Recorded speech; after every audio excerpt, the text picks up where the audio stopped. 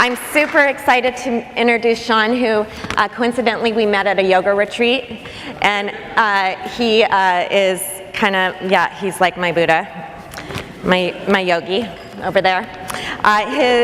Sean Keener is co-founder and CEO of Bootsnall, a group dedicated to help traveling folks, and he's here to tell you about his business and his self-titled talk. Is this it? Is this it? Yep.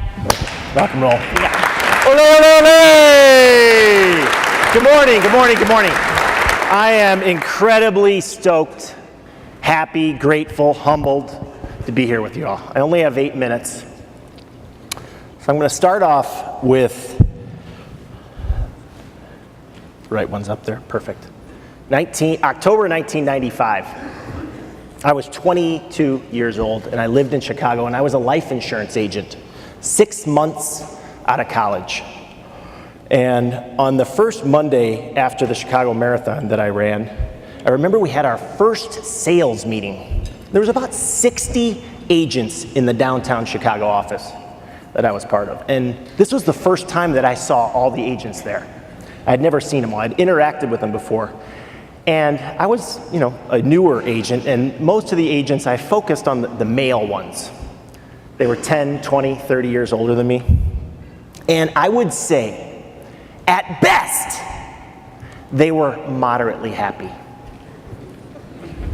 Many of them had a belly. And I thought to myself, is that my path? They, like me, liked the Chicago Bears, Bulls, Blackhawks, and beer. And it scared me. I looked at them, and all my friends were working for corporate companies, and they all seemed just miserable. And I thought to myself that day,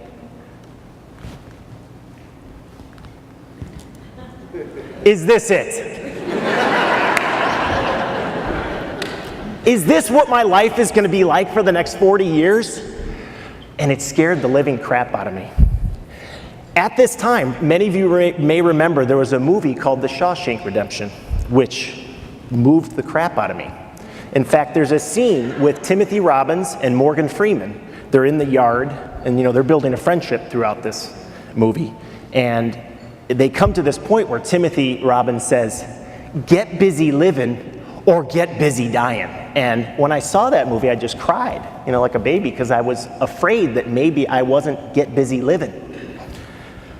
About 6 months after that sales meeting in the life insurance office, I left on an around the world trip. I was gone for about 18 months and I spent only $6,000. And I learned a bunch of things on that trip. I learned that my way was not the only way, and that not everybody cared about the Bears, Bulls, Blackhawks, and beer. So when I returned from my around the world trip, I quickly left Chicago and moved out to Eugene, Oregon, where I co-founded the Bootsnall Travel Network with some friends. Our goal from the beginning was to make long-term travel as ubiquitous as a college education. Many of you know the rising costs of college education. I just found out from a friend recently that the University of Portland is $50,000 a year. It's 200 grand to get a degree from the University of Portland. I'm not saying it's not a great school, but that's a pretty price to pay for a liberal arts education, perhaps. We say at Bootsnall, after the past 17 years, we've helped 100,000 people do this sort of travel. It costs about $20,000 a year to travel around the world. So I'm a single father of 3, and I'm lucky enough to be able to volunteer at my kids' school once a week. And just the first Monday after Christmas break this year, I was volunteering in my son Kai's school. And if anybody has been to India, it's like organized chaos. There's a few kids that just almost can never pay attention. Kind of reminded me of myself. A few kids are actually doing the prescribed work. The rest of the kids are either done with the work or they just need more help than the teacher and I can give them. Excuse me. And, I'm looking at my son, not just my son, my kids, I love them, but all kids are important, not just my son. Starting to think, is this the best that we can do? Is this it for our kids? I remember being bored for 12 years in school. For me, it was all about the social relationships. What I learned was absolutely boring. And I thought, is this the best that we can do? It's not the best that we can do, of course, and many of you are probably aware of the unschool movement, digital education, homeschooling. Lots of things are available today and more in our mindset than maybe were 20 years ago when I was, actually 30 years ago when I was that age. So I'm going to finish this off. Thank you, sir. Out of the 100,000 people that we've helped travel around the world in the past 17 years, about 10,000 of them are families. And you might think, how does a family go around the world when they have young kids? Well, on the screen here is Adam Daly. He's an EO San Diego member who I met at EO MIT several years ago. For those of you considering EO, there's a program through MIT that you can join, and it's absolutely wonderful. And anyway, I spoke with Adam just last week, and he just returned from an around the world trip with his family. 4 kids aged 7 and under. And he told me, he says, Keener, my last name, you were right.